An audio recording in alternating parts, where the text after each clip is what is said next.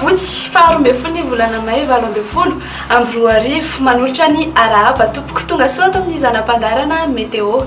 Omena andro amin'ny ankapobeny farany mandrafitra ny toetry ny androntsika dia tsy ho drivotra miovaova malefaka ary tsy maro toerana.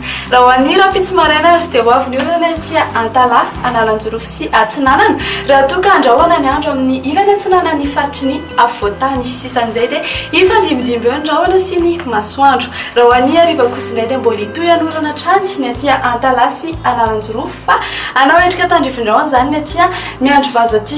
Andrahoana kosa ny andro ny atia Haute-Matsiatra sy Iorombe raha toa ka azorana tandrivindrahona mety ho raikotrika anareo any atsimo Atsinanana.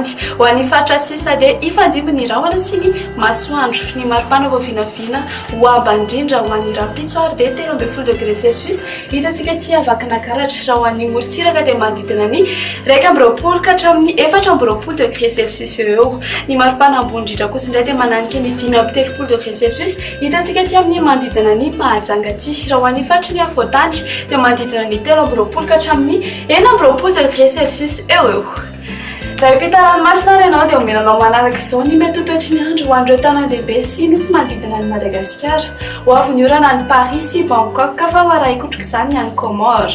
Anao endrika tandrivindrahona izany any Maurice, Seychelles ary Nairobi. Ifandimidimby andrahoana sy masoandro any Milan sy Johannesburg fa hibalika be iabe masoandro any La Réunion.